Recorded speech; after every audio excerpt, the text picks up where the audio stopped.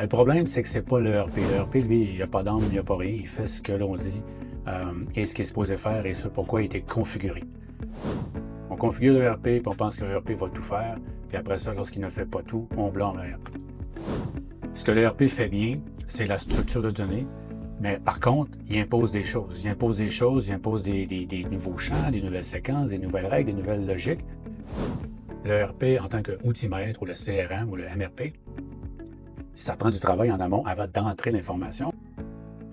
On entend souvent dire que l'ERP cause la friction, l'ERP cause des problèmes, les employés sont résistants au changement, sont résistants à la nouveauté qu'un ERP peut apporter. Puis là, tout le blâme est sur les personnes, puis l'ERP devrait être euh, fonctionnel, 100% fonctionnel. Et à ce moment-là, tout le monde blâme l'ERP, tout le monde blâme les gens, donc le monde se pointe un peu le doigt d'un côté comme de l'autre. Donc, le problème, c'est que c'est pas l'ERP. L'ERP, lui, il n'a pas d'âme, il n'a pas rien. Il fait ce que l'on dit et ce qu'il est supposé faire et ce pourquoi il a été configuré. Donc, au lieu de blâmer directement soit l'ERP ou les personnes, ce qu'il faut comprendre une chose, c'est que c'est deux choses totalement différentes. Ce que l'ERP fait bien, c'est la structure de données, mais par contre, il impose des choses. Il impose des choses, il impose des nouveaux champs, des nouvelles séquences, des nouvelles règles, des nouvelles logiques. Puis le système, lui, il devient très, très cohérent. Il n'y a pas le choix, il n'y a pas d'âme, comme je disais, donc il fonctionne exactement comme il était configuré, comme il était compris. Lorsqu'il y a un bon plan numérique qui était fait, le bon choix d'outils était fait. Si vous avez fait une bonne cartographie avant d'implanter un ERP, c'est aussi la bonne séquence de se rendre jusqu'au point de bien implanter les choses, s'assurer que tout est en ordre et tout est cohérent. Par contre, qui s'occupe de la façon que le travail quotidien est fait des employés? Qui s'occupe de ça? En général, personne. On configure l'ERP, puis on pense que l'ERP va tout faire, puis après ça, lorsqu'il ne fait pas tout, on blâme l'ERP. Mais ce n'est pas l'ERP. Là où est-ce que ça casse, c'est que l'ERP, lui, exige une forte cohérence parce qu'il y a eu une cartographie, comme je disais. Il y a une organisation du travail qui a été transposée dans l'outil, configurée, des données pré-entrées, donc très, très cohérent et très, très structuré. Par contre, les comportements humains avec les différents types de personnes ne le sont pas. Parce que chaque employé interprète différemment les instructions, comment utiliser l'outil. Certaines personnes vont aller chercher plus d'informations comme des vidéos ou dans le fournisseur ou fournies par l'implanteur ou l'entreprise. Entre l'information à sa façon, ça aussi, c'est un défi, ça peut être un problème, quoique le RP peut structurer les choses pour s'assurer que ça n'arrive pas trop souvent.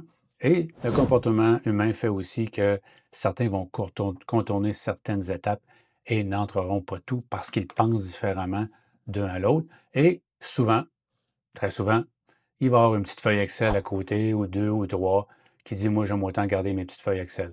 Ben, c'est parce que je le répète, le RP était bien implanté, c'est pas le problème du tout, mais autour, l'organisation du travail journalier des employés doit être considérée, puis ça, on ne le voit pas très, très souvent. Donc, le travail qui est fait en amont avant d'entrer l'information dans le RP, parce qu'au final, le RP en tant qu'outil maître ou le CRM ou le MRP, ça prend du travail en amont avant d'entrer l'information. Des fois, il fait partie des séquences, mais souvent, il y a d'autres travail à faire. Donc, c'est ça le problème. Alors, quels sont les symptômes? Quel est le problème? Qu'est-ce qui se passe vraiment? C'est qu'il y a une ressaisie des données. Les gens vont avoir leur feuille Excel, donc ils travaillent dans le feuille Excel, ils font des petits calculs, ou ils amassent des données au bout de temps, puis là, bon, il faut que je l'entre dans le ERP. Donc, il y a un système en parallèle. Quand en fait, j'expliquerai dans une vidéo subséquente comment bien le faire, comment s'assurer que ce ne soit pas le cas au niveau de la ressaisie. Parce que ce que ça peut faire aussi dans l'ensemble, il y a des comportements différents, des interprétations différentes, c'est que les données peuvent être incohérentes, même si le système, lui, ERP, est cohérent et bien configuré. Donc, ça fait des exceptions aux règles et tu ne veux pas avoir d'exceptions trop, tu veux avoir que la règle soit le plus fréquemment utilisée, surtout dans le cas d'un logiciel. Et au niveau de certaines validations aussi qui peuvent être un problème. Et le monde va avoir on peut appeler ça des systèmes dans l'ombre pour faire une traduction libre ou des shadow systems.